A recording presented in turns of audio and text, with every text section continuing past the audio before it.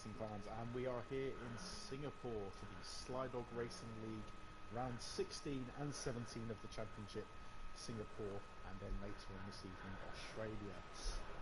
Obviously joined with me this evening is Aaron, commentator extraordinaire. Aaron, are you there, buddy? Yep, I'm here, Tom. How we doing? Hope everyone's had a wonderful Monday. We're back again for rounds 16 and 17 of the Slydog Racing League, sponsored by Gray's Bespoke. Got to get that bit of advertisement in there. Oh, it's got to be done. You know it. Right, so first drivers are starting to make their way out onto the track. And speaking of the track, I think looking at the way the way that we know the truck races, because we've been practicing, this qualifying session, Aaron, is going to be integral as a result of this race. Yeah, I mean, Singapore is a tough track at the best of times. It's got a couple of long straights in it, but overtaking zones are once again, they're going to be limited. It's going to rely a lot on strategy. It's a tight circuit. It relies a lot on hanging close to the walls as well, which is going to make it difficult. You come offline, you risk that DNF really. So you're sort of playing with fire a little bit. We'll see how they get on. But like you say, Tom, qualifying is going to mean everything for these boys. Yes, yeah, absolutely. I mean, it doesn't take much to, let's be honest, put it in a wall around this track, and some of these guys are going to be a little bit nervous about doing that this evening. And you know what? I honestly expect us to see it at some point. In the end, it's, we all like a bit of a big crash. Let's just make it a spectacular one. So, let's just see something decent. I think we're going to see something decent. I think we are going to see something good. So we've got first guys out on the circuit at the moment. We've got Butters on his outlap, N Willis on his outlap, James Punt on his outlap. So many of them are heading out. Granty Boy still in the pits. We'll be expecting to grab a word with him very, very shortly. But we'll see what he's got to say about the situation, Tom. See how he's feeling about the race. Obviously, he's championship leader. Yeah, obviously championship leader by a long shot as well. Just having a look at the standings, currently holding a 93-point lead over his closest rival, who is Panda. But Chris Panda actually not in races. You'll notice there's also only one Mercedes with us. That's because we also had a loss of Chatty Gout. We can't make it because of work, so we're a little bit depleted for some of the teams. There's also only one Williams with nobody that season. But we do have 17 races on the track for us this evening, and that should make some interesting at the moment. Especially when you talk about how tight this circuit is. We're on board with Butters at the moment as he makes the first attempt at a flying lap out of anyone here. He's just making his way into that technical sector 2. Sector 2, we don't really expect to see much overtaking in this evening. I think the majority of the overtaking is going to be getting done in sector 1. That first sort of 6 turns where you've got that long straight, the DRS zone, DRS on the main pit straight. I think that's where we're going to see the majority of it. He's coming out to the hairpin at the moment, which at the end of sector 2 is probably the best opportunity you're ever going to get in sector 2. And then sector 3 is just a load of 90-degree turns, just trying to keep it all together to not ruin your lap. Aaron, we've both been racing this circuit for a little while over the last couple of days, because we were racing it on Thursday and we wanted to get a bit of practice. What's your general view? Are you happy racing around this circuit, or are you just like really nervous? Because I know what I am. Sometimes, Tom, on this circuit, I feel like a human on a swing with no arms, in the sense that you just never quite know what's going to happen. I mean, I can string a lap together one minute and then the next it's just all over. And like I say earlier on, it's all about staying online, and one small mistake could be really costly around here. In the meantime, we're just going to see if we can get hold of Granty Boy, championship leader, BWT Racing Point driver, who are once again still leading that Constructors' Championship by quite a considerable margin. And so we shall see. Just keeping you up to date with the action on the track. So we've had a few laps set now. We've got Albert Witt, who is currently leading the pace with 1:37.2. Osborne of the Red Bulls 1:38.3. Butters, who is the first to out 1:39.2. And then Trem with a 1:40. So at the moment, there's about a second in it for everyone. Bogey now posting a 1:37.6. So that's a very, very quick time, it seems. But also going to have a look at how the Renaults are getting on. What's next across the line? Wheeler puts a 138.4 in.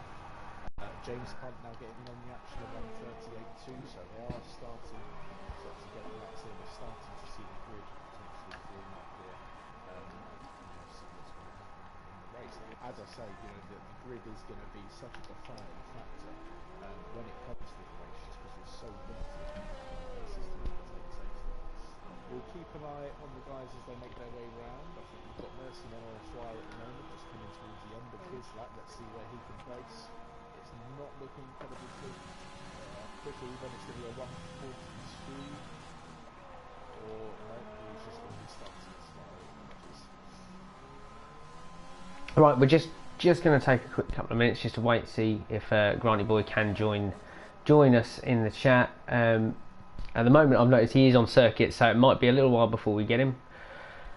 We shall see what happens. He's just started his flying lap, so we'll ride on board with him. Maybe we'll be able to have a chat with the championship leader once he's done his lap in first. I think that's fair. Obviously, he'll be looking to take pole here. He probably is aware that it's going to be a tough race if he's to win if he's nowhere but pole, in all honesty. So just making his way up to the 90 degree of turn 7, and then followed by another 90 degree of turn 8, and then you guessed it, 90 degrees into turn 9. Very technical circle. You really can't afford to be making any mistakes here. Otherwise, you're just going to find yourself in the pits for most of the race, I think. You really don't want to be damaging that front wings. It's just going to compromise you in terms of time. And as we've said that, he looks like he just contacted the wall there for a second. He's holding it together, he's carrying on the lap. And we just see a new fastest lap set by NUFC fan Liam. Looking back to last week, he had a great race around Silverstone last week, won the British race, and he had a fantastic week last week, didn't he? To be fair, he'd come from the back. Solid racing bit, and then obviously got the 10th place in the first race as well at Spain, so not a bad week at all for NUFC fan Liam. Right, I think, do we have Granty Boy in the chat? Hello. Hello, how's it going? Struggling. You on your lap. Yeah, we just happened to catch that. So what happened there? Just a little bit too early on the power? Yeah, it was too early on the power. I went a little bit wide on the corner. Didn't really help the exit to come onto the bridge. So yeah, that kind of messed up badly. What are your plans for this evening then, Granty Boy? It's obviously last week, or 2 weeks ago, sorry, we saw you had a great couple of races there. You took the win in Spain, and once again on the podium in Silverstone, from 10th on the grid as well, which that was an absolute blinding race from yourself. What's the plan here? Singapore's different, isn't it? It's a tough circuit. Yeah, it is a tough circuit. I know at the start of the race it is rain, so it is definitely a soft start. Well, just try and go for pole really, because we're going to be on intermediates at the start of it, so hopefully hold them off from lap 1 onwards, to be fair. We're just saying it's definitely going to be one of them races where, if you're not on the front of the grid, you're going to struggle to get any points, let's be honest. Oh yeah, definitely. Yeah. It's it's a tricky circuit to start off with anyways, being one of them circuits, it's hard to overtake. It being on the train as well is even harder, so there's going to be a lot of troubles for the guys out there that are going to be in the midfield. Yeah, we were just saying as well, obviously, we've been practicing this circuit and we're racing on Thursday for the Thursday night week. And one thing we were finding was that the braking zones, some are going to blind, and you're going to end up, if you're in a train, I can see a lot of people running into each other. Are you worried about that at all? Yeah, slightly worried about that, to be fair. From maybe being the top 5. If people don't get their braking points right, it's going to be a struggle for everybody else. Could cause quite a big accident, to be fair. So as far as you found this season, though, obviously you're leading quite comfortably. You and Albert DeWitt have had a great season in the Constructors' Championship as well. I think would you say you feel like you've pretty much got this wrapped up with 8 races to go? I never take anything by it. Every race is always different, like today, I'm struggling. Albert's doing very well. He's a very good team player. He's helped me out in quite a few races. I'll take nothing from him. And I just feel like I do take it race by race. I never take it on like, yeah, I'm going to win it. I'm never like that. Well, with a 93-point lead in the championship, you do have a little bit of a right to maybe think about that a little. Fair enough, I get it. Yeah. We all Yeah. You know, because I mean, starting from 10th on the second race and stuff, you know, it's quite hard to get first place, and you know, other drivers could make up them points. No worries. Well, look, I can see that you're heading round to the start of another flying lap, so we're going to leave you to it. Yeah. Good luck with it, and obviously we hope you have a good race. Yeah, nice one, mate. I'm going to probably have to stay in the pie chat for this lap because I can't back out now. Yeah, that's fine. We're going to keep on board with you, but we'll try and comment as little as possible. Oh, nice one. Appreciate it.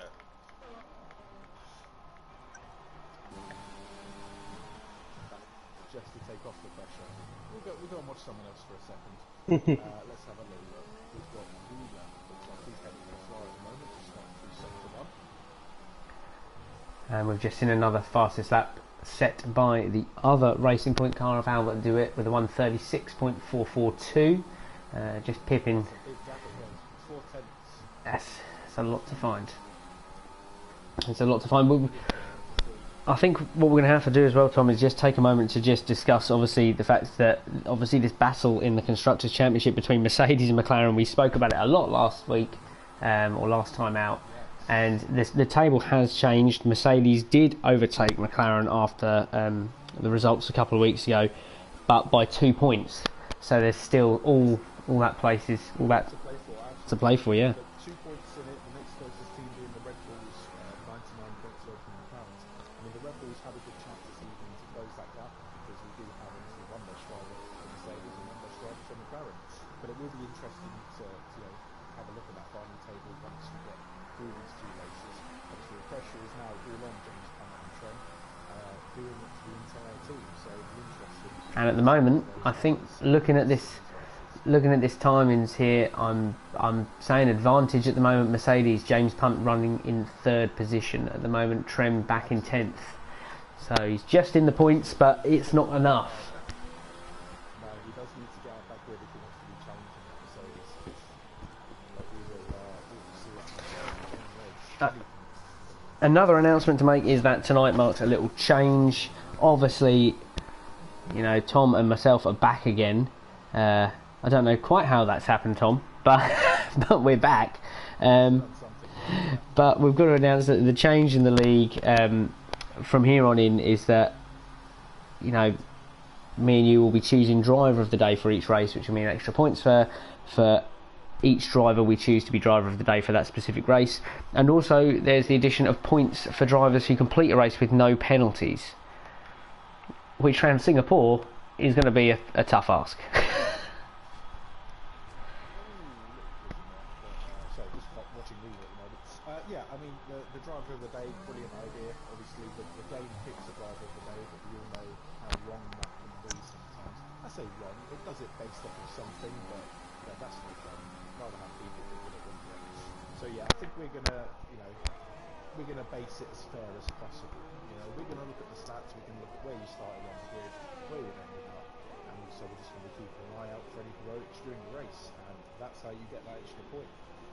I for one love the power. I love having over. Oh, you can't beat it. You can't beat it. I'm running on board at the moment with ZDS, 5th currently. Looks like he's about to start another flying lap to see if he can get himself anywhere above the 3rd row that he's on currently. It looks nice and tight into that turn 3. Let's see if he can get any closer. Hold up. We've got a change at the top here, Tom. Granty boy, who's probably still in the chat, congratulations, fastest lap there. 3 minutes left to go in the session. Great lap time as well, 134.8. What a lap. Yeah, appreciate it. That was hard. That was a tough ask to get out of. Yeah, I was really struggling to get a lap in. I didn't think I was going to get one, but I managed to. Pulled a blinder there. You're holding all the aces right now. Wet race, you're on pole as it stands. You know, it's where you want to be. So, just out of interest, when it comes to your setup for the race, have you obviously had to tinker that from what you thought it was going to be? So, obviously, dry qualifying, wet race. You know, is it a tough one to decide, or have you just gone all guns blazing and you're going to stick with the dry setup? Yeah, I mean, I'm going to stick with the dry setup. I don't know what this Ferrari's doing. Oh, he's left the session. Alright. He's left, yeah. Yes. Yeah, no, it was literally like blocking the whole road, so I wasn't too sure what he was doing. I was getting off the racing line. Yeah, so basically, I just changed the ride height for wet. And that's pretty much about it, to be fair. I've raced it a few times with a dry setup, and there's really not much of a difference. It's just the ride height. No, fair play. Yeah, that's about it, really. At the moment, it's not compromised you anything, so, you know, crack on. And, Yeah. You know, no pressure, but with a 2-second difference, we sort of expect you to be leaving this one to the end. No pressure again. Well, yeah, it's all about the start. Yes, you know. absolutely. In the wet as well, sometimes you get that start right. So. Yeah, definitely. And that first turn as well, obviously, not a long run, but a fairly long run and harsh braking zone into that first turn.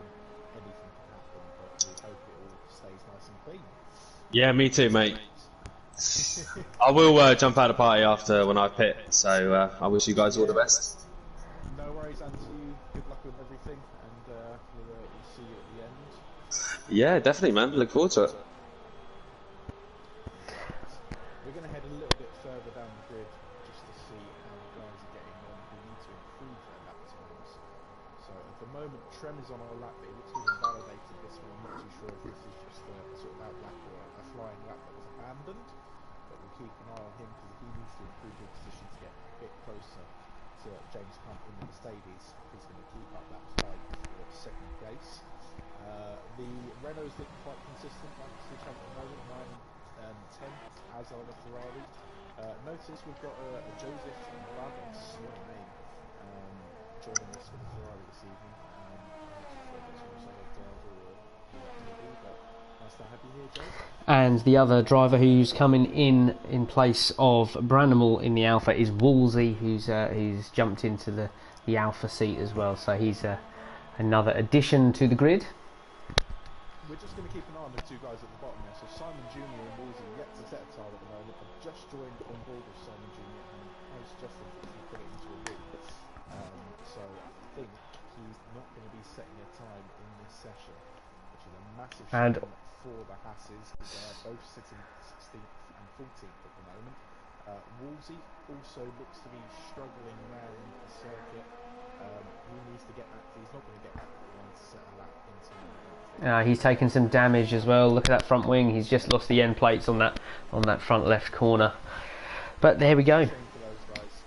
So qualifying just coming through the moment. We're going to keep an eye on the guys who are on the lap at the moment. Trent's just abandoned the lap, so I don't think he's going to be improving from 12th. We'll keep an eye on Osborne as he heads down into the final section here to see if he can bear his time at all. Also, by the looks of it, got James Punt coming round towards the end of the lap. One of the Renaults as well. Renault abandons that, goes into the pit, so we'll go on board with James Punt to see if he can improve on that 4th place, and he's coming to the line, and he does. He gets himself on the first row of the grid, so he pushes back Albert DeWitt onto the 2nd row at the moment. So it's a racing point Mercedes front row currently.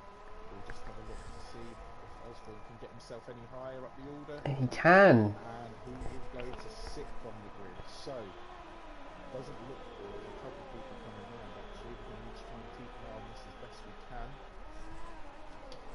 So it looks like we've got Willis coming across sector 3 at the moment. Let's see what he can do. Currently 13th on the grid. He needs to improve on that. Oh, and we've had a change at the top. NUFC Fan Liam has just taken the front row of the grid in the Red Bull as well. He's just nipped it in front of James Punt's Mercedes. So again, the Red Bulls needing to make up that 99-point gap between the McLarens and the Mercedes. And at the moment, it's looking good for them in terms of getting that gap back over the McLarens. Although, like we... 12th place and both Red Bulls within the first 3 rows of the grid. Like we were saying to Granty Boy there, though, in that chat, was, it'll be interesting to see what setup these guys have gone for. NUFC Fan Liam, James Punt, both putting in quick laps at the end, but have they accounted for the fact that it's a wet race, potentially? So that'll be very interesting.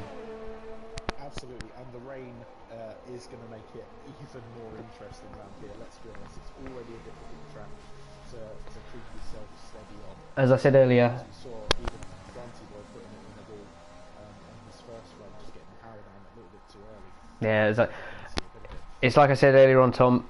When I do a lap round here, I feel like a human with no arms on a swing. But you know, when you've got rain added into that as well, you might as well just cut your legs off at the same time.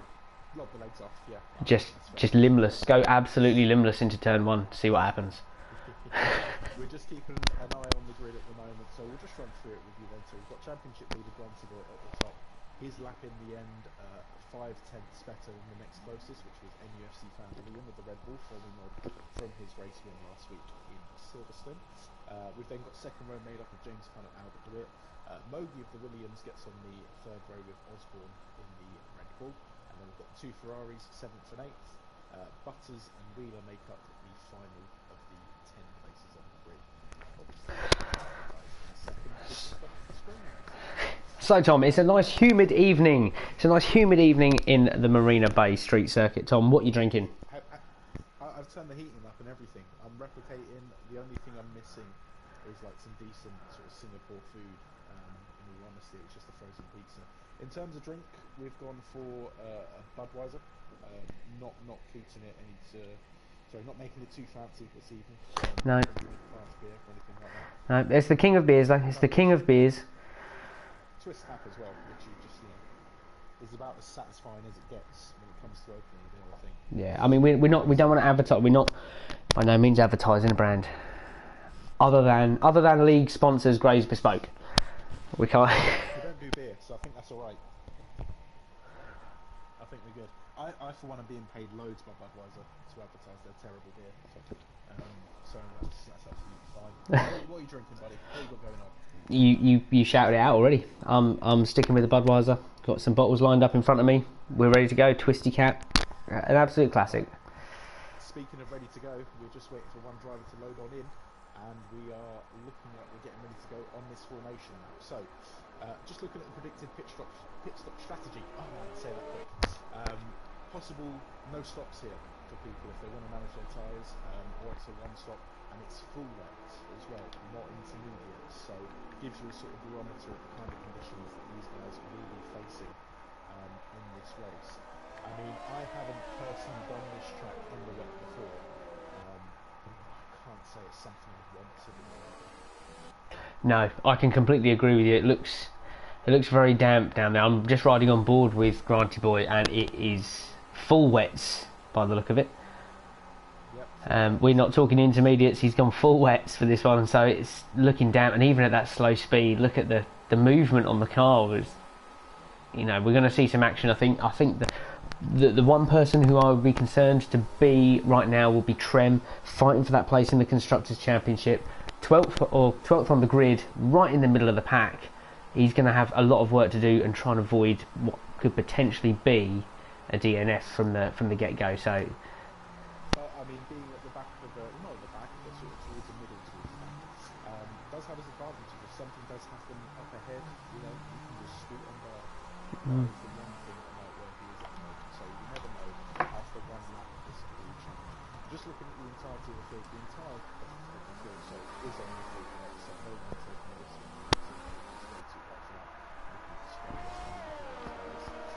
What we'll do is we'll keep the position change on the screen for the first lap, just to get an idea of what has happened with Marina. Obviously, we've got some interesting facts going to be going on to with the back of the grid as well. Obviously, the guys, Simon Jr. and Wilson are not actually able to put a lap in, so it'll be interesting to see if they can put themselves around in these much more treacherous conditions than it was in qualifying. So, quick prediction for the race, Alan. Obviously, we've said it all night long so far. We expect pole to be the position.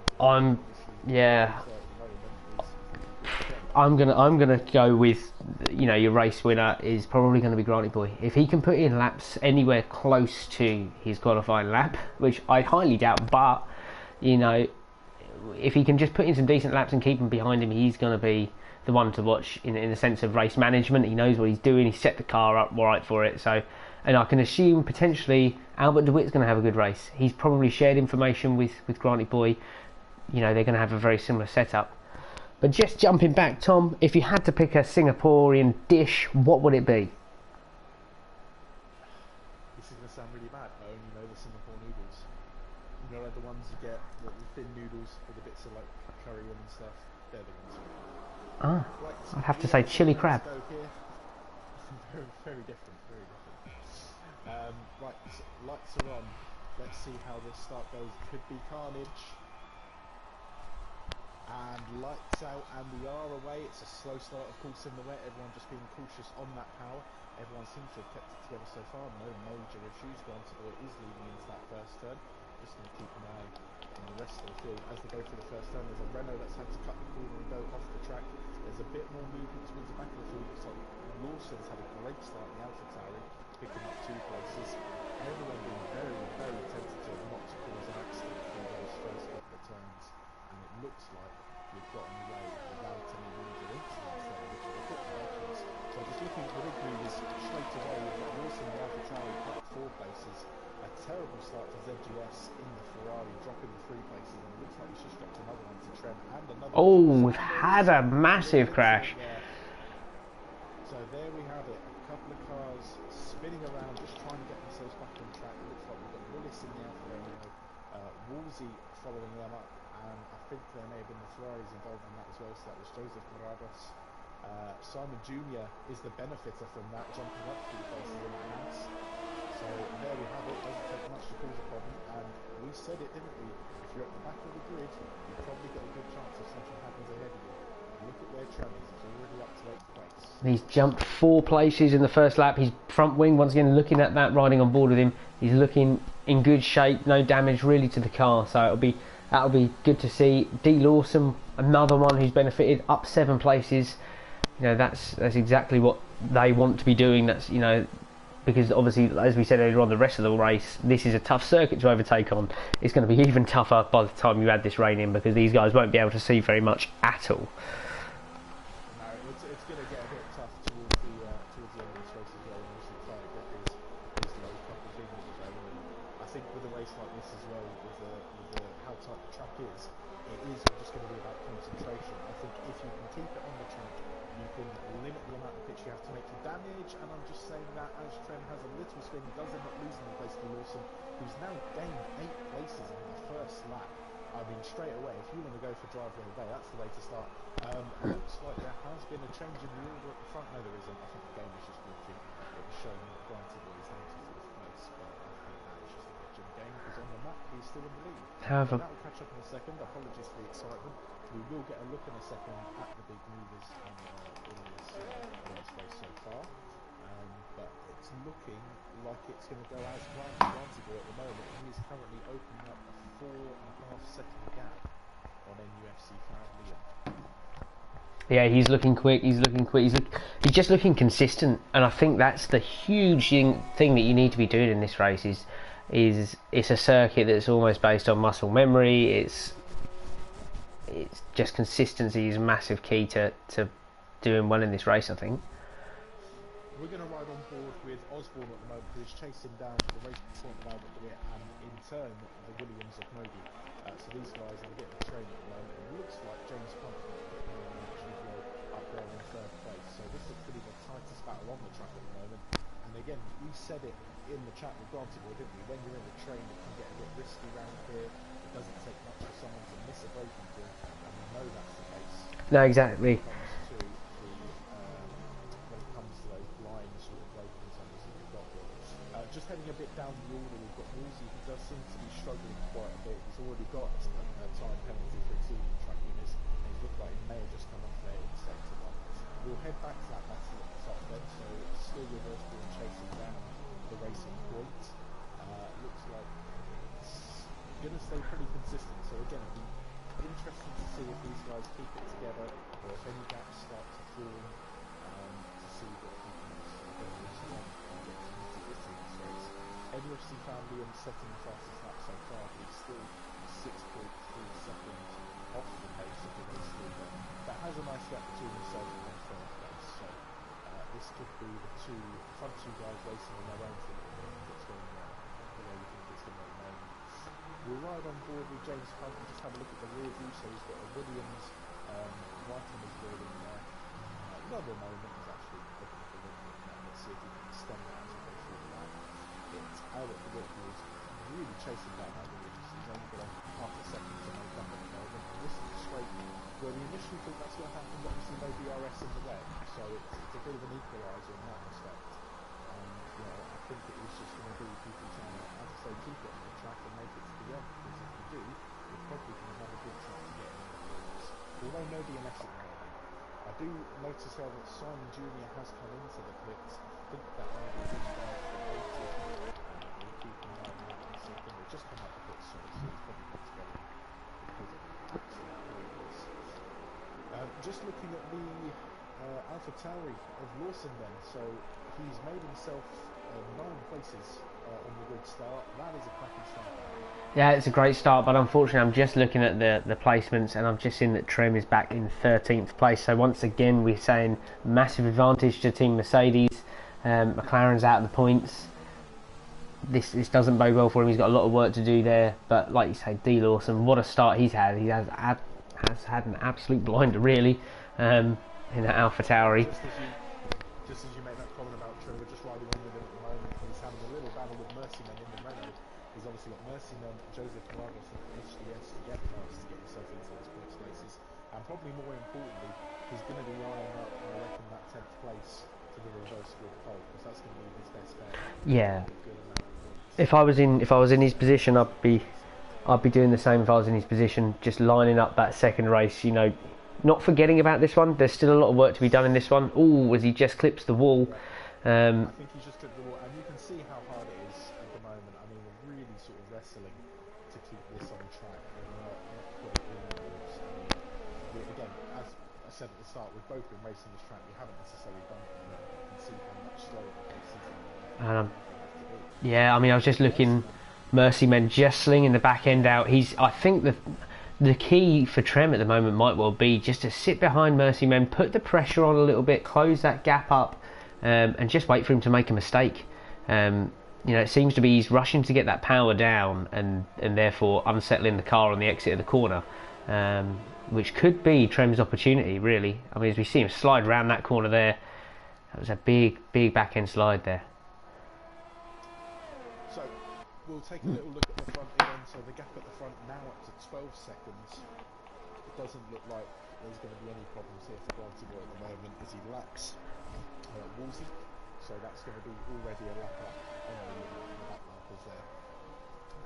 Again, unless he does something really wrong, you can't see it going the other way at the moment. And the same for second place, to be said as well. I think about a 9-second gap over James Hunt and Mercedes at the moment. That's a lot it's going to be a lot to make up over the remaining 11 laps, especially in these conditions. We've got a time penalty further down the grid to Darren Martin in pass. That's probably going to be a track limits penalty as we sit in the margin. He is trying to catch up to Trem in the Mercedes, in the McLaren, however. It looks like Trem is also having a much closer look at the rear end of Mercyman, as Mercyman sends it deep and puts it into the wall in that corner, so that is going to be an easy place to make up for Trem in the end. Let's see if he can get after the Ferrari of Joseph Corrados and start to put the pressure on. Yeah, it's going to be a big ask. There's a lot of time to be making up there, and especially looking at the front of Trem's car, he is once again front left wing plate is missing. What sort of an effect that's going to have on the car, we don't know. Obviously, feeling in the wet, that it will definitely affect him in some way. But we shall see. He's got a lot of ground to make up, so knuckle to it and see what happens. So we're a third of the race through. Just having a little look at the order then. So we're almost as we were. The big mover, D. Lawson, in 7th place at the moment, starting off obviously fairly low down the grid, and it's going to crack in first set of laps for him.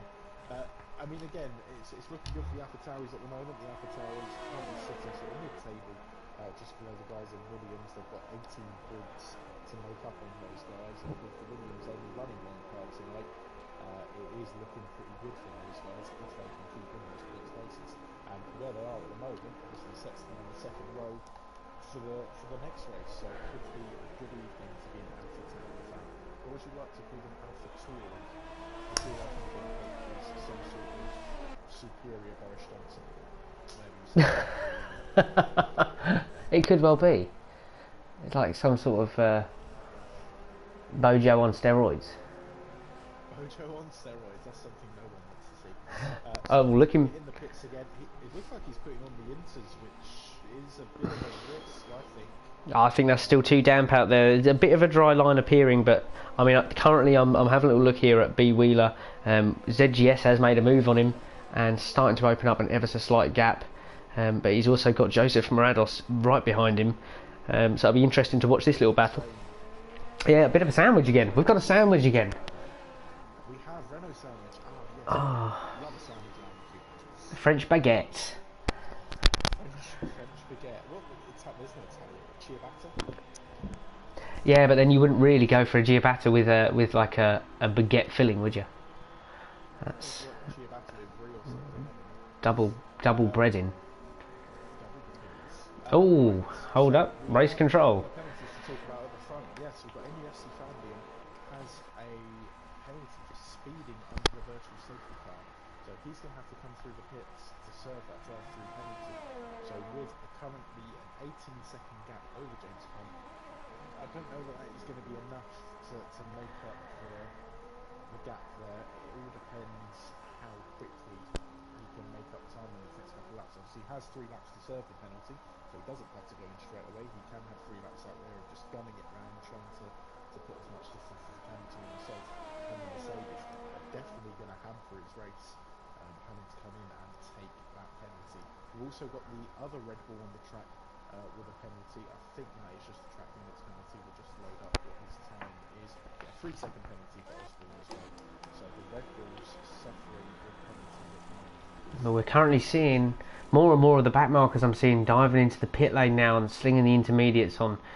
Trem being one of them, so is Darren Mark, and M. Willis has not. He's just gone in for what would seemingly be a wing replacement.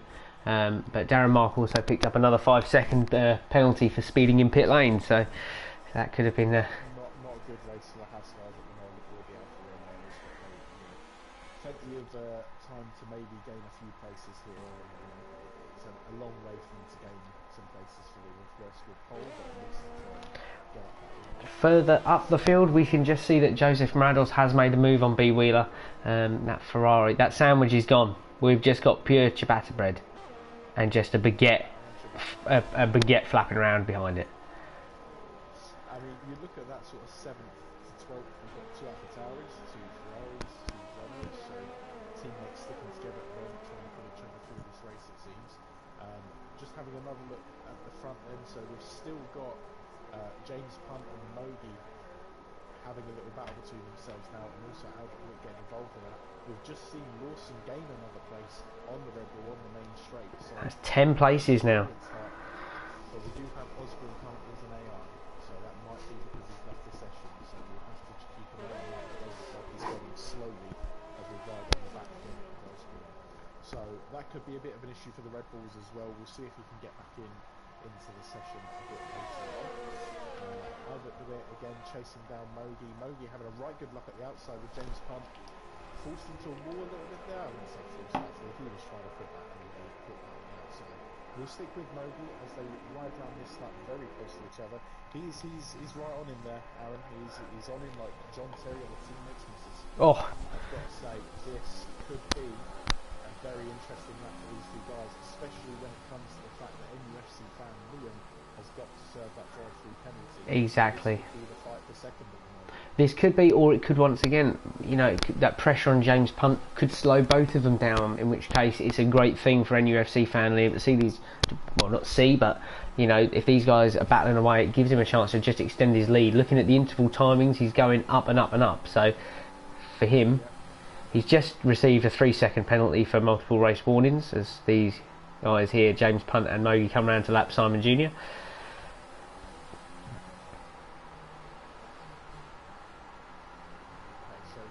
Follow Mogi and James Punt through this 3rd sector.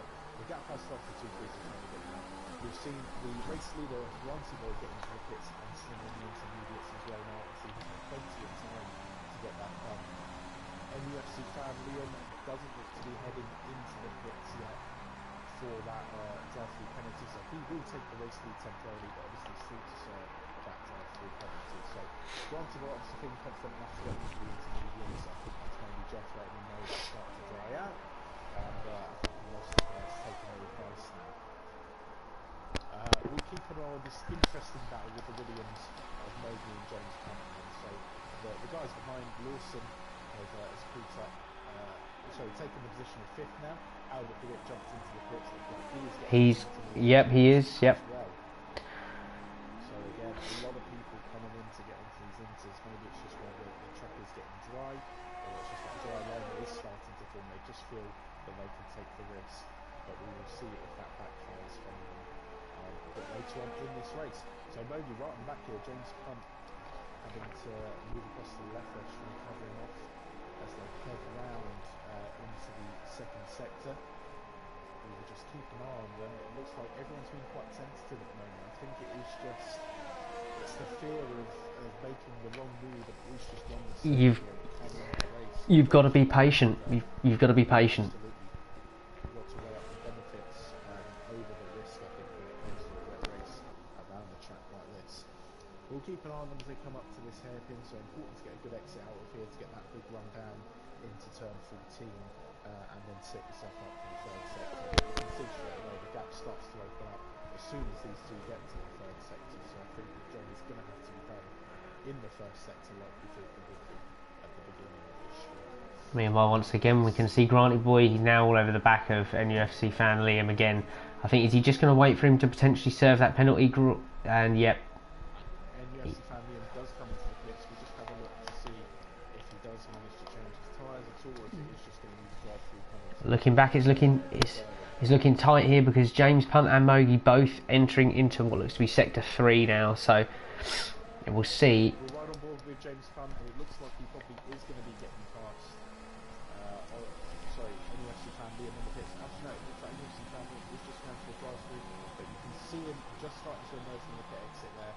And Mowgli is also going to get the advantage over NUFC fan Liam. So NUFC fan Liam has served the drive-through penalty, but he is still on those wet tyres. So it's interesting to see, obviously, if he's going to try and take it towards the end on these wet tyres, if he's going to be slipping down the lead, if he's going to be struggling for pace now, or will he have to come in and get on the intermediates, but then looking down the leader, that could drop him back as far as 6th place, so it's a fair bit of ground to make up. Yeah, I mean, from his position at the moment with 6 laps left, looking at the stops, James Punt and Mowgli, both of them still running full wets, so they've not made a stop either, and D Lawson behind Liam has not made a stop. The closest person to them that has made a stop is Albert DeWitt in 6th place behind, but there's a 26-second gap there between D Lawson. 26 seconds to make up. I mean, the gap, we'll keep an eye on that to see if it does start to close up, but 26 seconds over 5 laps, 6 laps remaining,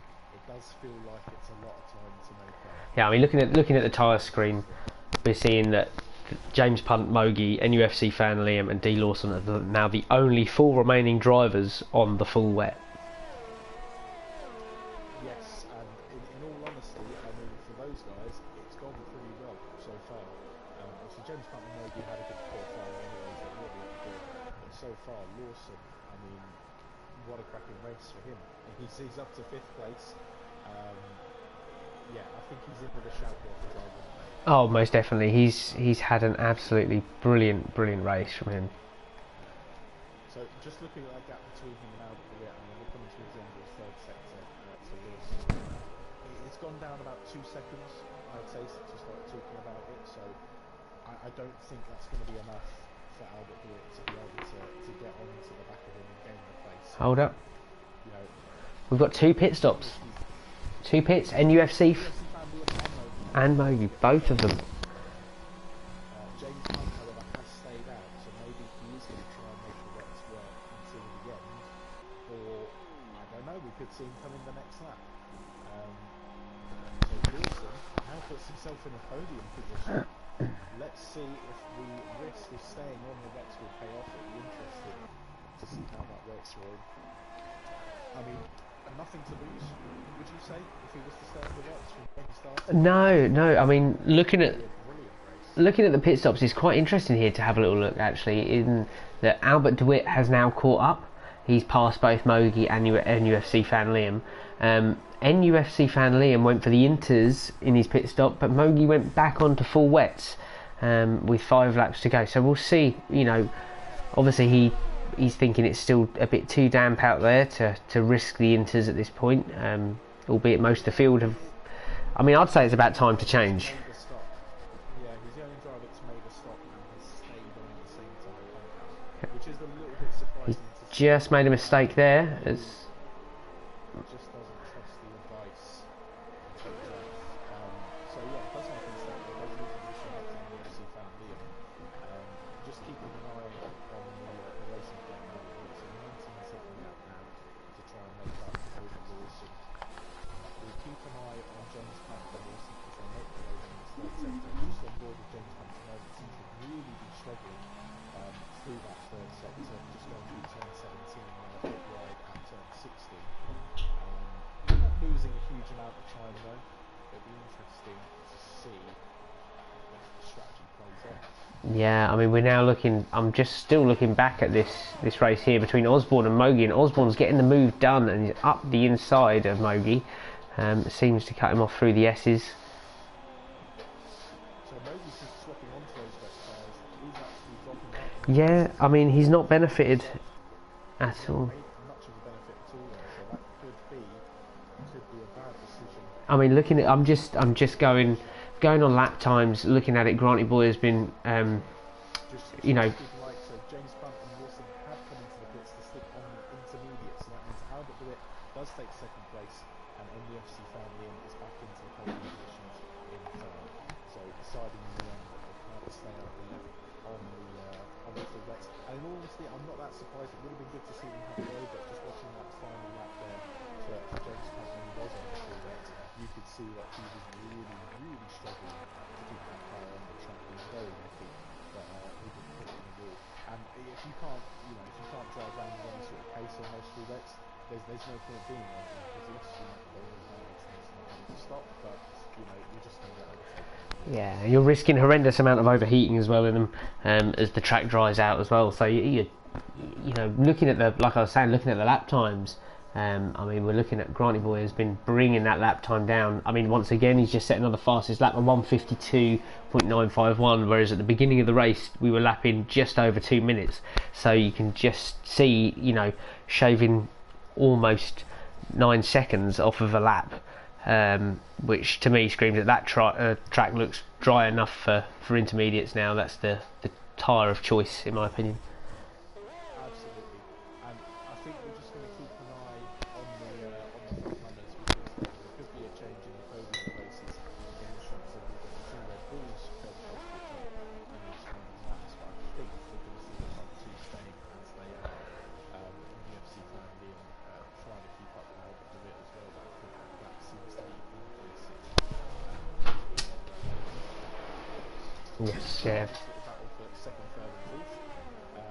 Also, just having a look towards the middle of the pack of the ground, we've got Trent and Butters on 11th and 10th. So a 9-second gap to make up to Trent, who wants to try and get on that first grid pole. Slightly comforted by the fact that James Pant is now in 7th place, so that advantage that he would have had over the plans on the table has dwindled ever so slightly. But does still need to try and get himself in a good position for the second race this time. Yeah. We've had a little change in the order, so Joseph Margus gets himself up to first place. That's a name we haven't mentioned much so far, but he's just quietly been eating his way up the order into that fifth place. Mogi seems to have gone into the pits again. He has made the decision to get onto the intermediate tyres. Looking like he's having a bit of issue, and we have a safety car on the track as well. So he's going to bring everyone together for this last couple of minutes. Yeah, I mean, I was just about to point out here that we had NUFC fan Liam right behind Albert DeWitt. Looking at the penalty situation, DeWitt on 5 seconds worth of penalties, NUFC fan Liam on 3. So if this race were to go the duration under a safety car now, we'd be seeing NUFC fan Liam taking second place right out from underneath Albert DeWitt. Miraculously, we have our first DNF of the session. Well, actually, there's now 2. It's both Alfa Romeos, unfortunately. En Willis looks to have DNF'd on the track. but we also have Uzi who was disqualified, unfortunately, for 2 penalties. So it's taken us 13 of the 15 laps. It's taken us a lot longer than I thought. Do you know what? I'm very impressed with the way it's gone. It's been actually unbelievably clean. I was expecting a bit of a red flag situation at the very start of the race. I'm not going to lie, because you know everyone piling into those first corners is a nightmare. So just looking at the penalty situation then, so we've got Albert Witt, as you said, the 5-second penalty. There's a fairly large gap for Albert Witt to close up to get behind Granty for this safety car. So with 2 laps left, I mean, it's quite possible that we might see it end with a very, very tight run for the finish, depending on how quickly these guys can get. Just take a look at the front. The safety car is out now, so we'll be slowing down the pace massively to try and move on there and the intervals as well to see when we're going to be able to get near each other. Yeah, I mean that's going to be the main thing, isn't it? Is how close they all get to each other. I mean, the interval is quite a size. As you look through the field, it's quite a size. So you know, I can see that safety car being out for a little while. There's another penalty happening. There's another 3-second penalty for Dean Lawson, which is a bit of a shame because he has made it a very, very fun race to watch in his antics there, getting up so early in the first part of the race, getting the lead. But with that 6-second penalty, with it now potentially going to finish under a safety car, that could drop him right now. Yeah, that would be absolutely gutting for him. Another DNF as well, in Simon Jr. Safety car in this lap is the message we have from race control. So we keep an eye, I think, on Osborne while on board with him, because he's going to have a good view of the upcoming battle between his teammates and Albert Witt. In fact, we'll probably ride on board with NUFC fan Liam. Yeah, I was just about to say he's gonna be the one to watch. I think from this perspective, his teammate behind him is going to be interesting to see exactly how these guys play it. I think it's going to be great because obviously we've got NUFC fan Liam and Osborne, the 2 Red Bulls, and the 2 racing points as well. So is Albert DeWitt going to try and protect Granty Boy? I think he probably will. So it was. Honestly, it's going to be a case of Albert DeWitt trying to keep a 2-second gap over these guys at the end of the race, because that's all they need, a 2-second gap, and they will be jumping at the moment, providing they don't get any more penalties. 2 seconds will give them a podium in the Red Bulls. So safety car is coming in this lap. Granty Boy has restarted full speed now, so we're back to racing speed. NUFC family are now able to get to full speed. Let's see if we can keep the window closed for 2 seconds. He runs right there on the final turn of the lap. It doesn't incur another penalty, so that's going to be a result in that respect. Gap penalties in the front quite well as we're heading on these final 2 laps. Osborne is very close from board and NFC family as well. If they can both finish within 2 seconds of Albert DeWitt, then absolute bonus for both of them. Some very quick. So we'll keep on board then. So it's going to be a very, very tight finish between these guys. Driver of the day shout. It's looking like it's going to be tight, I think. Lawson's had a couple of penalties now. May knock him down in the order. Joseph Morados has had a steady race this season to get himself up to 4th. He has had a really good race. I mean, it's a tough call, isn't it? Because once again, we're looking at how Granty Boy has managed this race. His pace has been incredible. I mean, he's done 2 stops and he was still in the lead by 8 seconds when the safety car came in. Fastest lap. But equally, you want to look at NUFC fan Liam once again. He's had a brilliant race. As we go around the hairpin now, so he is right on the heels of Albert DeWitt. It's a point, it's a 3/10 gap that he's got it down to at the moment. If he can keep this up, then he's going to be doing absolute bits towards the end of this race, getting himself at least that second place position. Yeah, I think he knows he doesn't need to pass him. Yeah, he can pull his teammate onto a podium as well, so this is looking very tasty as we come round into the final part of this track. As we go underneath the bandstand boards.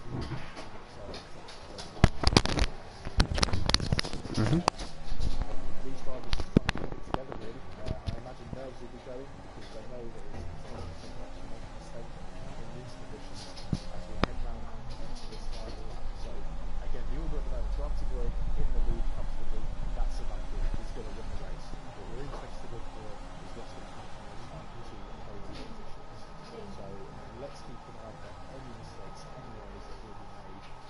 looks at the moment like it's looking pretty tired for both of these drivers as they head through the first couple of turns. We head down to the long straight in a second to see who gets the better exit and see if that gets any closer at the second exit. So looking at the interval at the moment, it's a 5 10 laps. So at the moment, as it stands, I believe we see 2 Red Bulls on the podium if it stays the way it is. It's looking like that. Yeah, let's keep a close eye on it. So the last thing that these Red Bulls are going to do now is get together track limits penalty or anything stupid and they will be out of so just heading down into the end of sector 1 then, into sector 2 now, which is the technical part of the circuit. I have found this is the part of the circuit that's most difficult to follow in, so it will be interesting to see if Yeah. out straight away we see that the gap has gone up to a second now, so the exit out of this hairpin could be all important. He's now got a back marker over as well in Larson into the lower pass where his race is going to cause an issue. So we head down into the final turns, so we're into turn 14, 7/10 off, looking good at the moment for the Red Bulls. Just need to hold it together in these final corners and they could be in a brilliant finish here. Looks like Grant Boy is about to cross the line in a matter of seconds. He is. This race victory, well deserved. Oh! A hefty spin on the line as well. He crosses the line, but that was one massive spin off the... I think he's down to style points there. I think he was. As they come around the final turn then, so gap at the moment is 7/10. Osborne behind him just over a second. Let's just keep an eye on the order for any changes. And NUFC Family jumps in. Osborne does not. So there we have it. The Red Bull of NUFC Family does get the second place as a virtue of the penalty for Albert does hold on to the podium. And we've had another retirement. Further back, look at that. Mogi retires, putting Trem into 10th position. So yeah, it looks like Trem is going to get that reverse grid pole for the next race. Just keep an eye on the guys coming across the line. So we've got Butters finishing up his race there. Looks like it's going to be an interesting grid then for Australia. It is. I think it is. You know, the racing will be completely different as well. I'd expect it to be quite dry out there, so... We'll see. I mean, it's not been unheard of. So, let's have the chat then. Driver of the day. I think we'll wait for the final order to come up. Just to watch the guys on the podium here. Right top step. Well deserved there. A good race. Concentrated. Never really looked like it was in doubt in all honesty from the first lap. He opened up a nice gap and just kept on going. No problems there. NUFC Family and having a nice battle with Albert as well. On the track, obviously, it's the other way around, but because of the penalties, he does take the second place. So brilliant start to the day. Even for the Red Bulls there as they start to make up those points. So again, just looking at the final standings here for the race. Driver of the day for me, I think it does have to go to be Lawson 85. Do you know what? I would... On the grid to 6. I would completely agree with you. 10 places in these conditions, despite a couple of silly penalties. You know, sometimes these things can't be helped. He pushed that Bojo on steroids to the limit, and he really did have a good race. One stop as well, and at one point he was racing in the podium spot. So, you know, I would give driver of the day for round 16 here at Singapore to D Lawson. Absolutely well deserved. Tory, by all means there. True Boris Johnson style. Right, so 16th to first, that's 16th to 6th, 16th to 16th, that's what I think the driver today could be. That's what we want to see. That was momentous there for the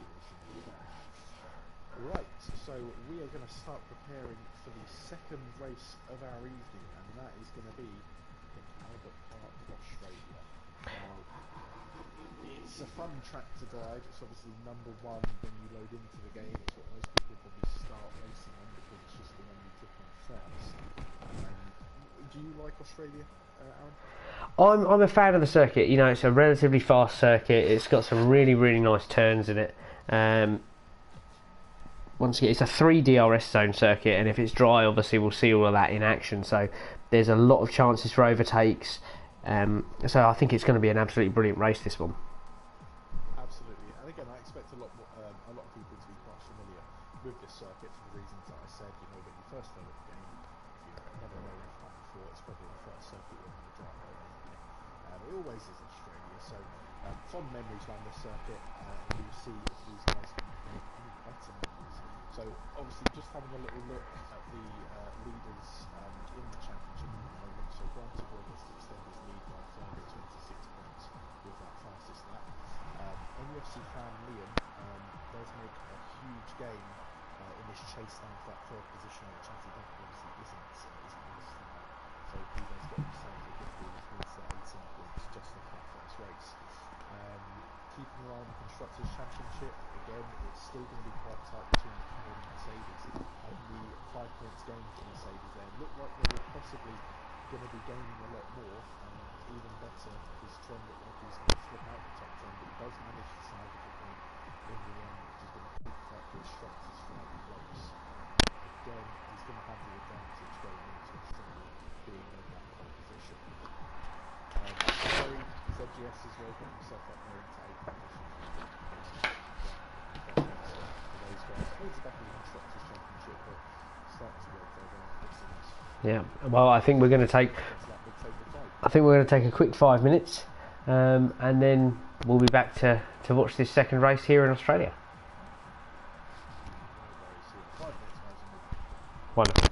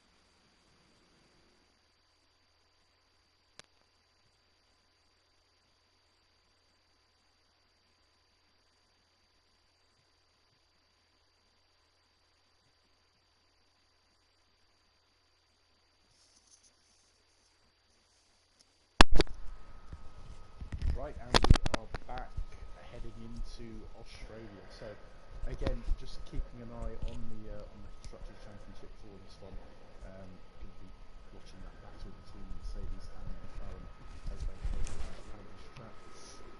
So again, Lawson, driver of the day there. Have to give him a mention for Singapore.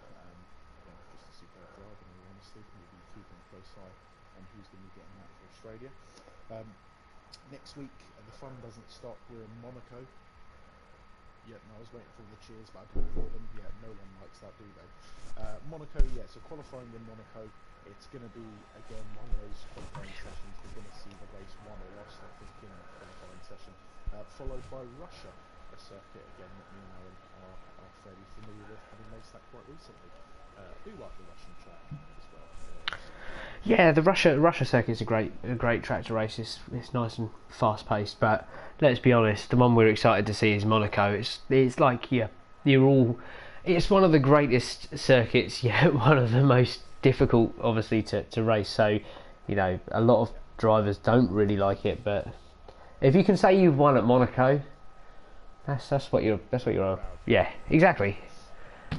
So these guys are just going to get ready to head down on their formation lap then. So we see Trem at the start there leading the way for this race. Obviously reverse grid for the top 10 guys in this race. So should be some interesting fun and some changes in the order as we kind of get into this race.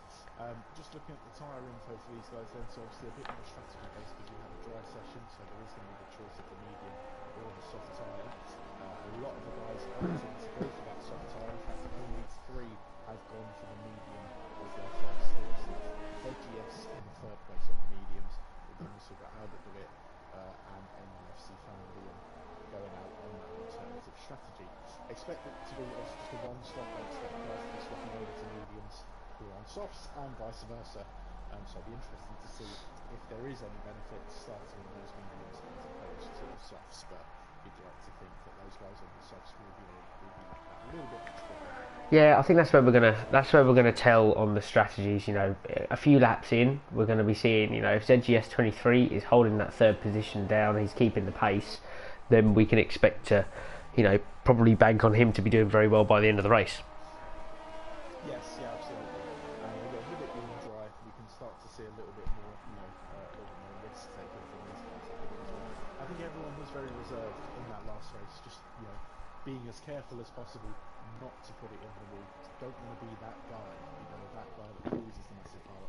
We had that big crash on the first lap, but it never really ruined anyone's race. I think it was inevitable. It was going to happen at some point, right? But it never really caused the Yeah. I mean, the only other thing, as we're looking here at the bottom of the screen for the predicted pit strategy, we were saying there soft to medium is obviously the choice, but it'll be interesting to see if anyone does decide to go on the hards, depending on how much tyre wear they're getting from pushing these cars. It'll be interesting to see. I would be, personally, I'm thinking it's a soft medium all day long.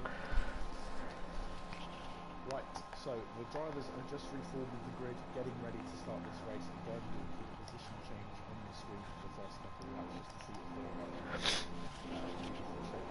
going into this. So we are waiting for the lights then. Everyone's getting moving. 5 lights. And they are away, so it looks to be a fairly quick start for the guys out in front. We'll keep an eye as they head down into this turn 1, which is a very fast corner. Oh, big slide. So second place, absolutely, James Punt has had a bit of a note on James Punt because Lawson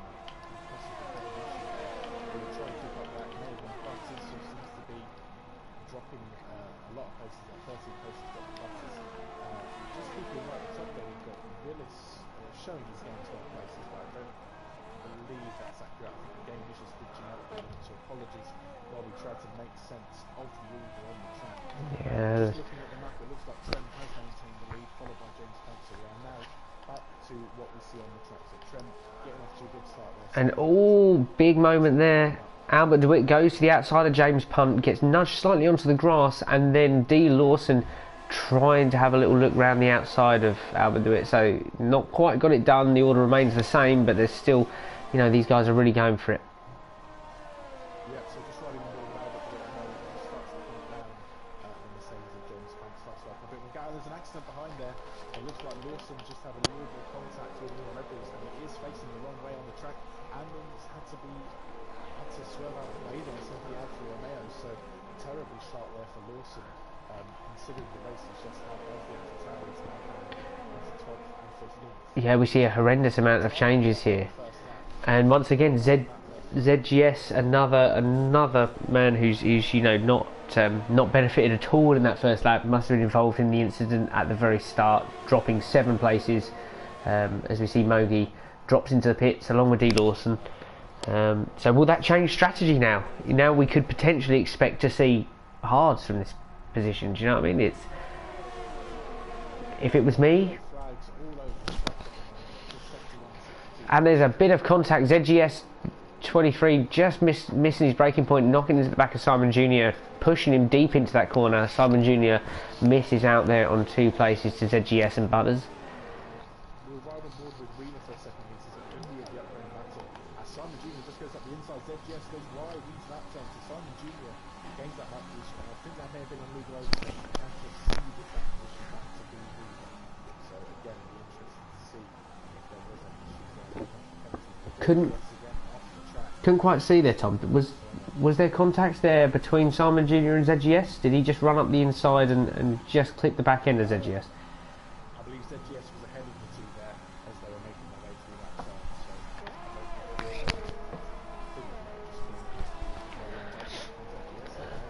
turn. And here we go. Look at Butters just up ahead, just chasing down B Wheeler now. He's got relatively close. Mercy men, I believe. Oh, sorry. Yep, Mercy Men. Yep. Close up that gap to the guys at the front.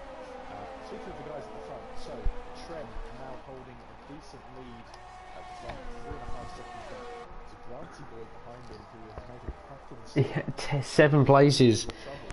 7 places. He avoids the trouble and holds the fastest lap currently, so he's gaining on Trem. It's going to be interesting to see this pan out. He's looking absolutely rapid around this circuit right now.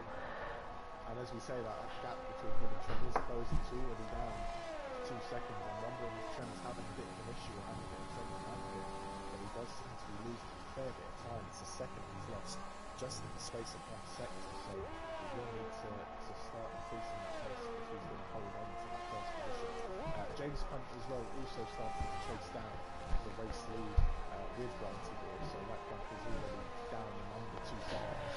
Most of these guys, and he just picks up a 3-second penalty just like that, 3 laps in. You know, that's not a good sign. I think we're really picking up the track limits penalties there. He's going to get hold of that car and make sure he doesn't make any more stupid mistakes. And we can see just up ahead, Granty Boy is now right on the tail of Trem. He's reeled him right in now.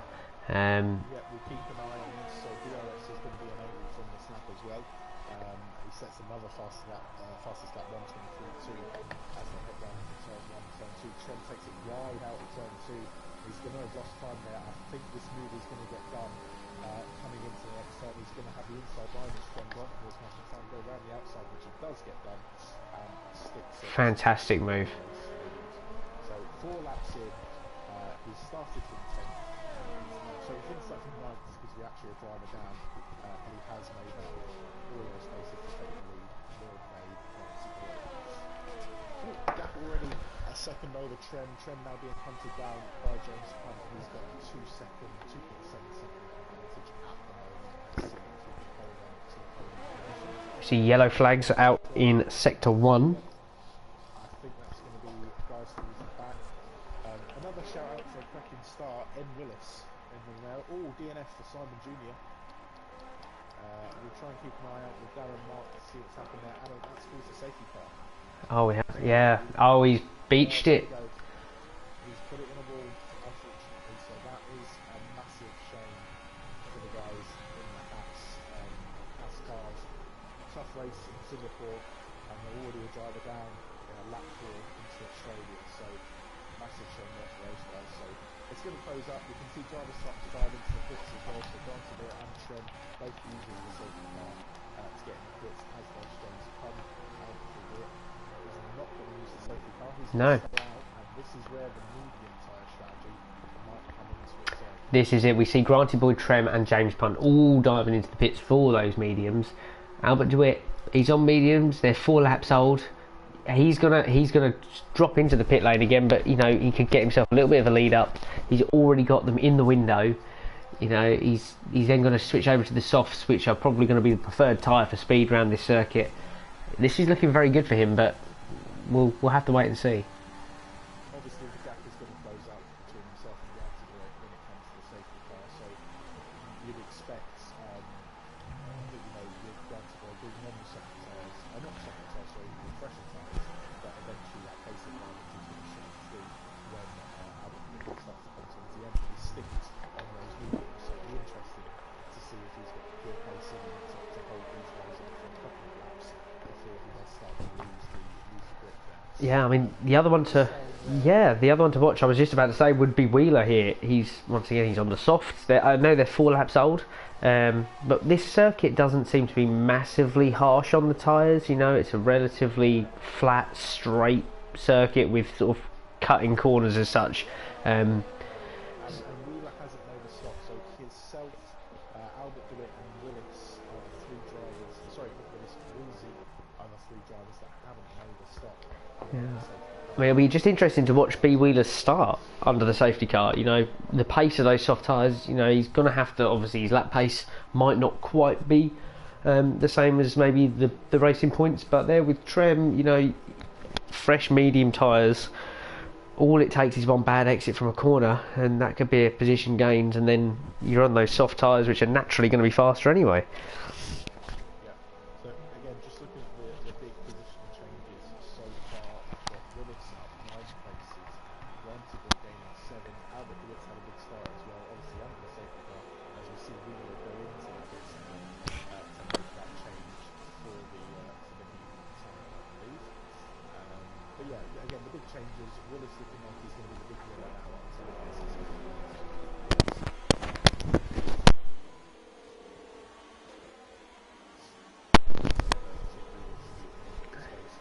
Obviously, we still have 9 laps to go here, so anything can happen. Yeah, it's looking really good for that Red Bull of M Willis. So, like you say, 10 positions gained.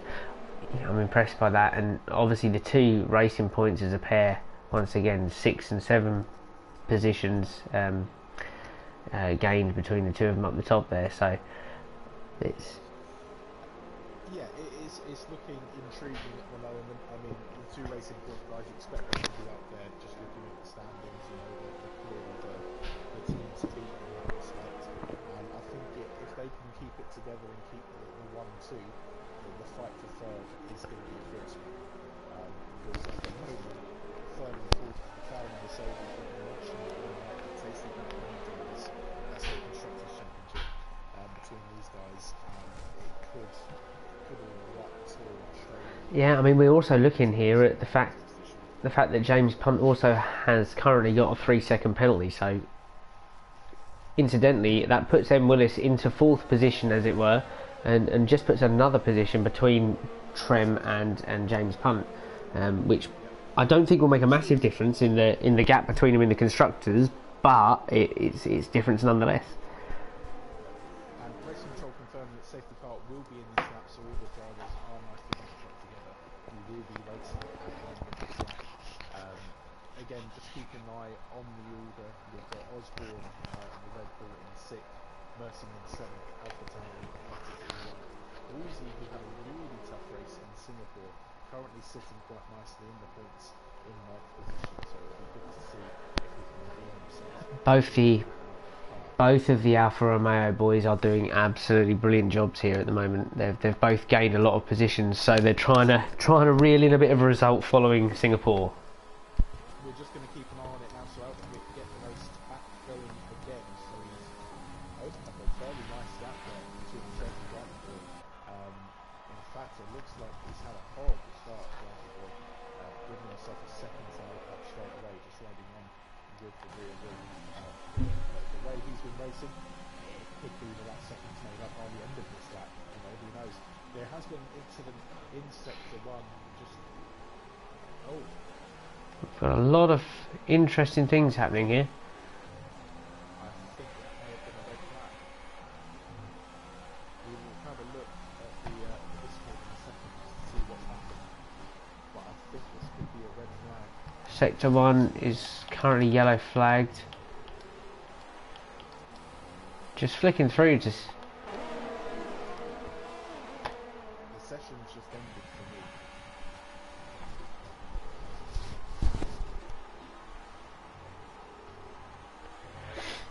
me. Yeah, it's a bit difficult to tell what's going on right now. We're having a few issues, which would be a massive shame right now if this session ended, because we were just about to get underway again and it was looking really, really good.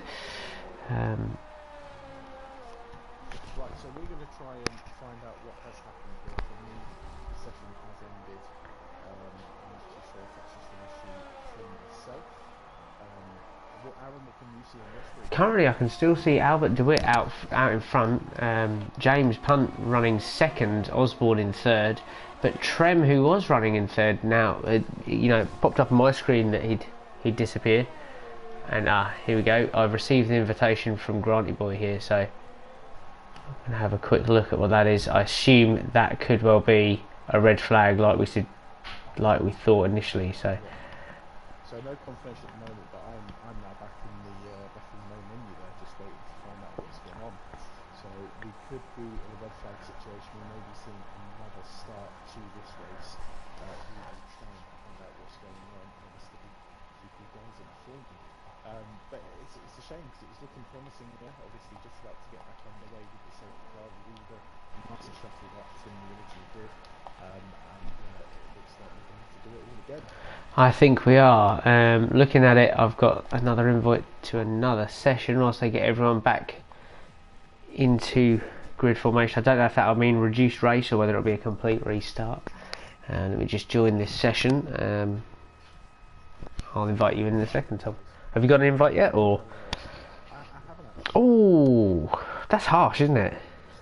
Shut out, that's harsh. That's not very nice. You don't fancy coming to Australia? How can I? Here we go. Hold up, we'll get you in, don't worry. I'm about to fly you out first class, mate. There you go. Yeah, only the best for you, buddy. You know it. Right, so we'll just try and digest what's happened. I'm assuming that there was a red flag there due to the incident. Well, yeah, I mean, It's showing me that we're still in a session. I think we're gonna digest that very, very poorly right now because I really have no idea what happened there. We've seemingly rejoined the session here that is still going on, so maybe it was our end, Tom, that went wrong. It's possible we just had a little mess up with our connection, so Yeah, same. of the race. Right, so So that will bit of disruption there with the stream. We'll try and decipher what's happened there a bit later on. So as we rejoin the race though, it's showing me that James Hunt hasn't taken the lead. We're just trying to catch up with what's happened. So everyone has now made a stop. We've got 3 stops going with the family, and I'm assuming that's damage that hasn't been gross around the session. We've got Trem who is left the session, it seems, DNF potentially.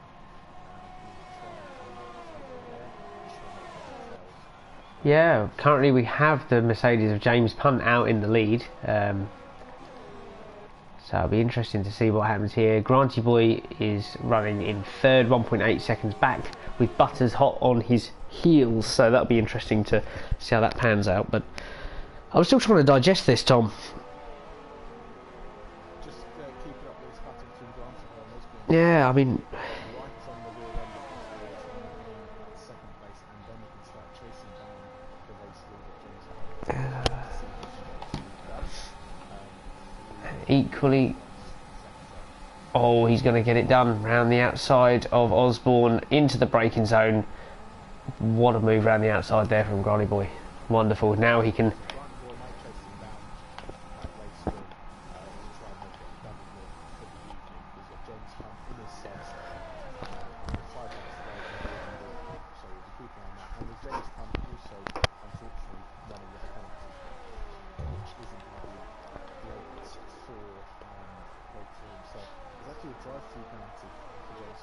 Yeah, and so is Osborne.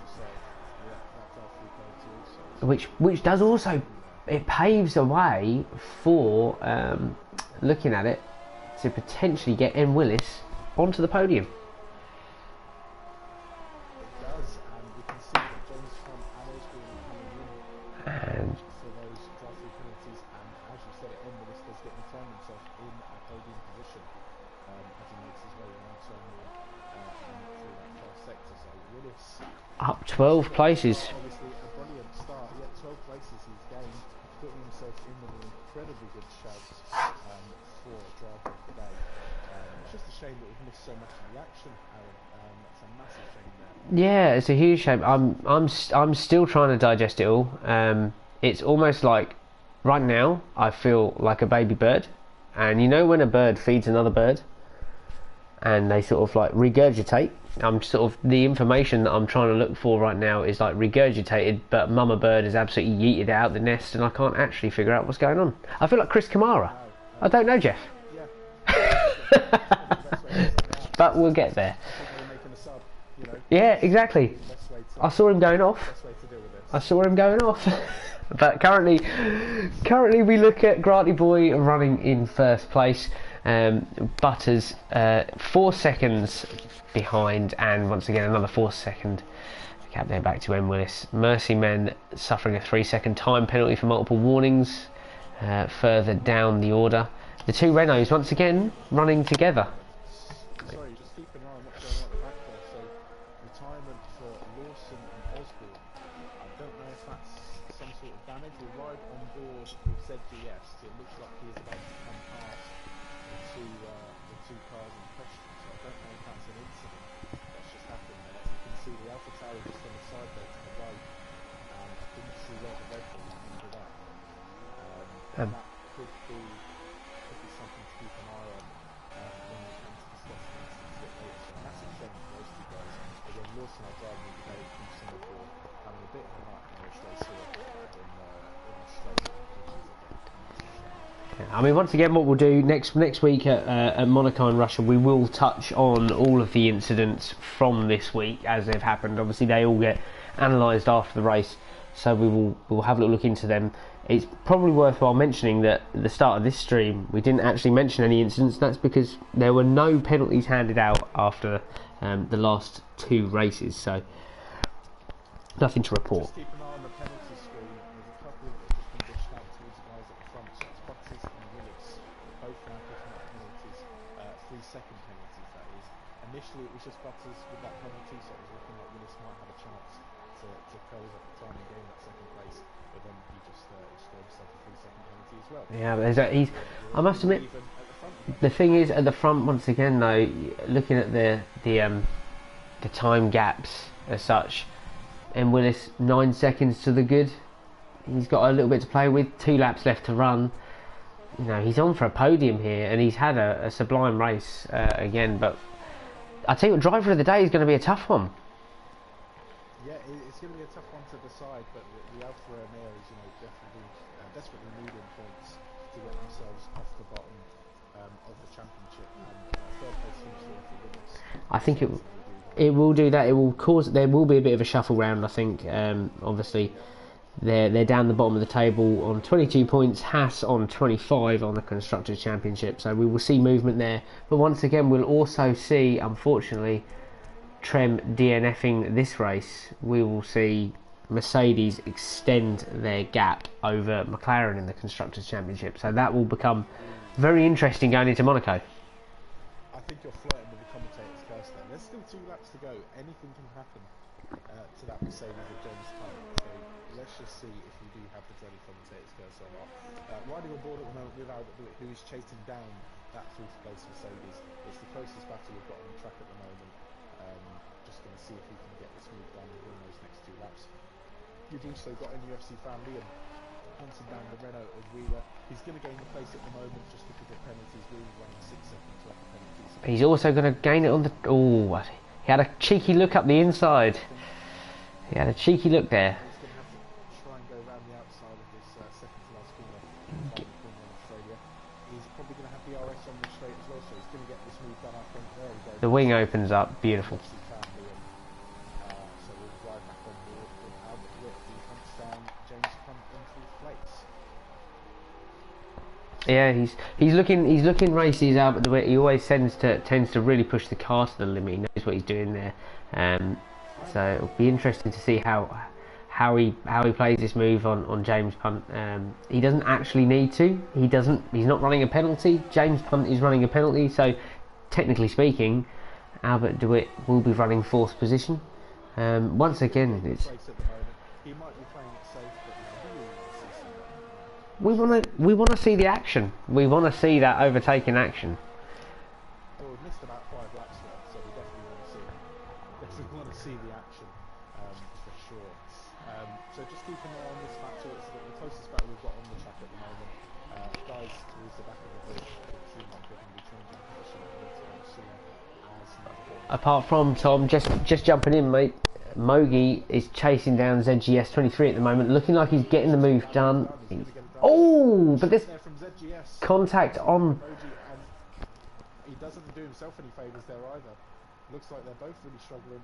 Mogi in the gravel, ZGS just on the grass there, looking like he's trying to tentatively get this back on the track. So just two guys getting a bit too involved there, and what they've done there is just put themselves at the back of the running order. So no results there at all for those guys. That's a massive shame. I think has just passed James Connick as well. So whilst we were keeping an eye on that battle, we have missed the overtake on Albert Bullitt, but he has got that move done.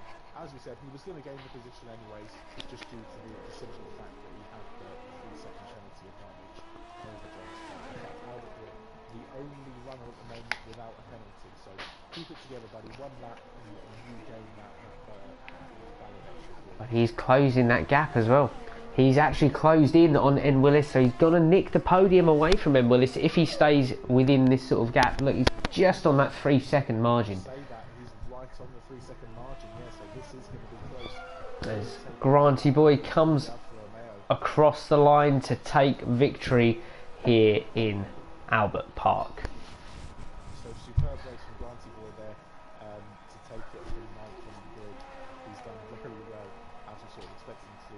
Keep an eye on Albert as he comes around this final corner. The gap at the moment leading him up 2.4, 2.3. Oh, big movement. There, but I think he is going to take this coming across the line now. He is going to sneak into that third position by the looks of things and just push the Alfa Romeo out. Heartbreaking for Willis, but nevertheless a deserved fourth place for the Alfa Romeo. He's done well with 11 places done. That's fantastic. Massive. It's a. He gives himself a massive boost in the constructors championship for his team. I would go as far to say that. Yeah, I mean he's had a great race, but I mean it's great to see. It's great to see him running up there at the front. It's a shame to see he didn't get on the podium, but what a race he's had. No.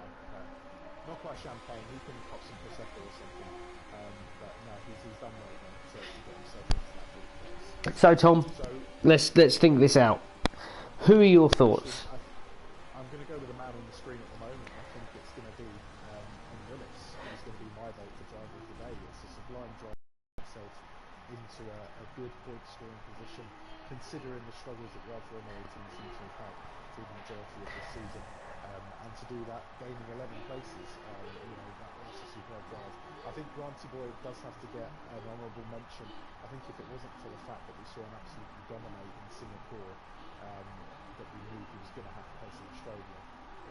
If this didn't happen for him, Willis, he would have been getting an extra point back. Yeah, on the virtue of what the ground that Willis has made up, I think he has to get it. I think I'd agree with you. Granty Boy starting 9th on the grid to take the race win was fantastic. Helped out maybe slightly by the incidents on lap 1.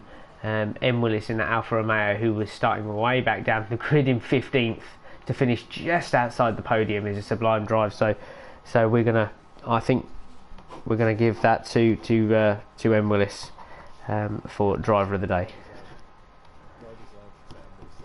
Shout out to any FC fan, Liam getting the fastest lap in that race of 1:22.8 as well, so giving himself a little boost with that 6th place finish in his game. Well, just very quickly at the end of the stream, just going to try and get Granty Boy in just to try and get his reaction on how he thinks his evening has gone, because he's, like we said, he's dominated in Singapore, dominated here in Australia, and he's dominating the Drivers' Championship once again. Let's see if he's thinks he's got it wrapped up now. He's played the modest card earlier.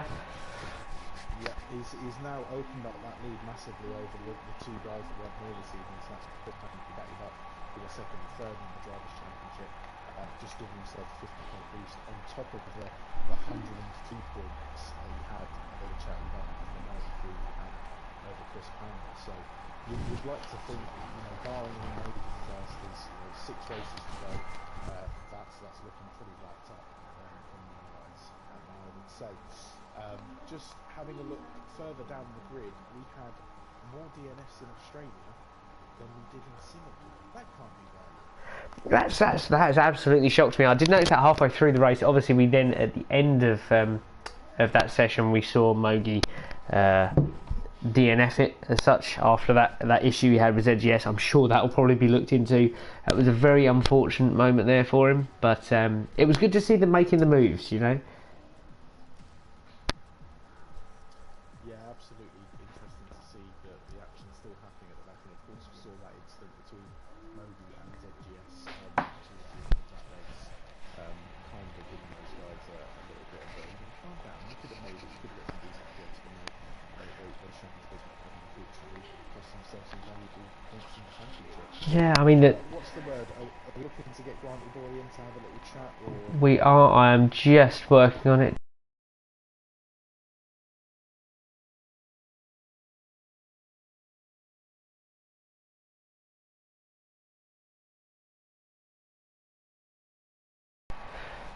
Hello. So you were worried going around your first lap in Singapore, Granty Boy, and there you are, just 2 wins.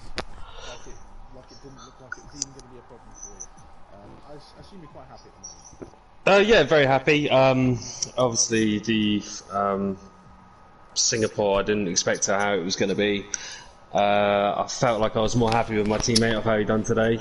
I felt like he done pretty well. But on the Australia race, I really don't know what happened. Must have been lag. I just don't really know. I was really baffled for a couple of laps. I think everyone was, to be honest.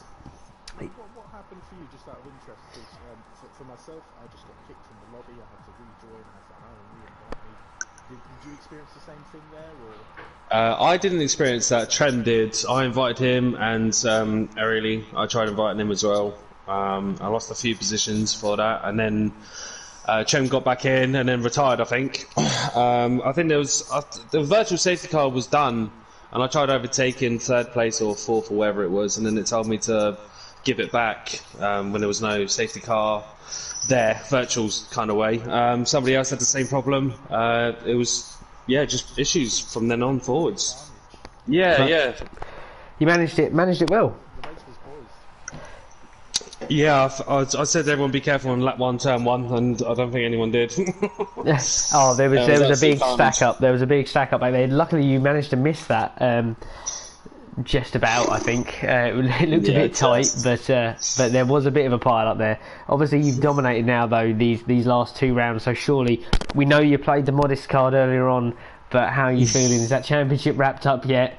Or are we still going to play that modest card and think, Monaco's coming up? I feel like Monaco, I might just let that one go for someone else take the win. I'm really not feeling that at all, but I'll give it a go. Monaco is not my strongest track. I don't think anyone is on that strongest track unless they have circuit tracks. The thing is, from a driving perspective, everyone wants that chance to say, "Yep, I've had a race win at Monaco." It's like the pinnacle, isn't it? Really, it's yeah. But then looking forward, Russia as well. Russia, how are we feeling about Russia, Sochi next week as well? Yeah, Russia. Track. Yeah, very strong in that as well. I don't know if that's the first one or the second one. I'd like to be at the last one, so then Monaco's out of the way. Excuse me. Well, yeah, I was going to say that the interesting thing for next week is it's probably going to follow quite a similar format to this week. We've got Monaco is going to be the qualifying race, and obviously qualifying in Monaco is everything. You need to qualify well to have a chance of doing well. So I assume you're going to be going around trying to get that quickest lap sorted before we see you next week. But yeah, quality racing from yourself there. I mean, 50 points gained tonight, maximum points. I'm going to do the maths in a minute, but I think you might be closing in on that championship. I don't know if it can be done next week, depending on who races, but looking very strong indeed. And also the constructors of you guys as well. That's another massive strike this season as well. So very well done to you guys and Racing Point team. Yeah, no, it's very good. I'm very happy with my teammate again. I feel like he's done a great job for me and the Racing Point this season. I couldn't ask for a better teammate. That's cracking stuff. Well, thank you ever so much for joining us tonight, and good luck for next week. We might be able to get a chance to have a chat with you again next week to see how you're feeling about Monaco. But, Go for it. Yeah, I'm up for that. No problem. You have a good week, guys. And I'll catch you next week. You too. Take care. Take care. Cheers, boys. Bye. Well, Tom, there we have it. There we have it. There you have it. So, fun times to be had next week, I think, in Monaco. We might see a little bit similar sort of evening to what we've seen tonight in Singapore. Again, two worthy driver of the days. Lawson making up brilliant positions in Singapore, and then Willis emulating that in Australia as well. So, well deserved for those guys. Well deserved for those guys, and once again, Granny Boy, 50 points from tonight. What a result for him. So, you know, like we say, driver of the day is once again it's your overall race. Granny Boy looked very dominant. If it wasn't for M. Willis upping himself by 12 positions after such a shocking result in Singapore, then you know the things could have been ever so slightly different. But weighing up the positions and what needed to be done, you know, from a perspective of the Constructors' Championship, as you mentioned earlier on, 25 points Haas, 22 points Alfa Romeo. They were desperate for the points, and Willis just came along and got the job done. Yeah, absolutely, and it's always good to get off that first floor as well. Will we see a little bit more fight from the Haas guys next week to try and snatch that position back? No one wants to be last, no one wants that win on the screen, so I think we could see a tasty battle between those two teams as we start to head towards the end of this season. Right, I think that is going to wrap up the stream for this evening. Aaron, it has been a pleasure. Did you finish on the Budweiser in the end, or have you migrated on to anything else? No, we're still rocking the Budweiser. I'm personally going to go and have another bottle now, as more of a celebratory bottle, that we made it through without too many cock-ups. No, I think I swore once, but that was warranted. You've got to get one in there, really.